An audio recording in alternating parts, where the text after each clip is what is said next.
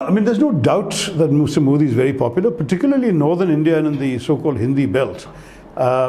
He is undoubtedly hugely popular. It was silly to pretend otherwise. You know, whether you call it a personality cult or whatever, he is larger than life, in many ways larger than his own party, but his party also is very effectively organized. It's by far the best funded party. Already in 2014, when they were in the opposition, they were better funded than most of us. By 2019, they were outspending all the candidates they were opposed to cumulatively. I mean, they came a fairly distant second in Thiruvananthapuram, but they would have, in terms of their visibility in the constituency, you could have added me and the CPI candidates and the independent candidates together in terms of posters, buntings, rallies, jeeps, platforms. I mean, the BJP would have exceeded all of that combined. But the truth is that they're well funded, they're also very well organized. I mean, I will be very honest and say that my own constituency, we've seen the RSS workers coming from all over the state. I mean, there were few constituencies that were targeted.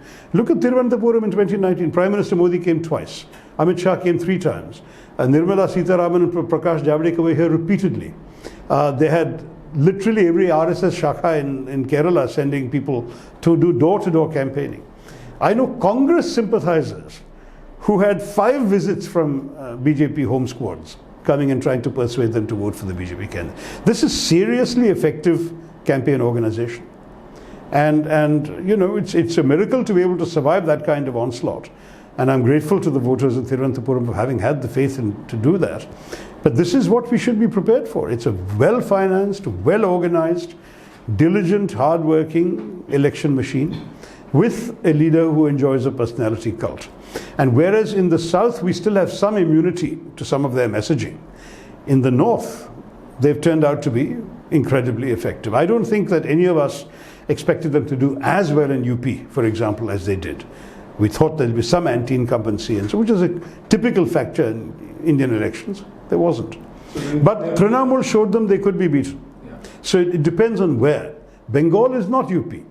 And I'm hoping that that Kerala will also be able to have continue to be the last redoubt, as it were. Tamil Nadu and Kerala, I think, still have a different orientation on all the key issues that the BJP would disagree with the other ideology on. We are the separate ones. So they will find it tough this time also in Kerala? I think that they are not going to find it easy to make a major impact. But to say that they will constantly be stuck at where they are depends on a lot of factors. Remember, a lot of voting decisions are made at the last minute. I would say the core support base of BJP has not grown at all. And the NDA itself, including in Kerala, has already crumbled a bit with C.K. Janu's party leaving and so on. I'm not sure about the degree of commitment of some of their other partners. So I think the core support is what is, but on what issues people will be voting.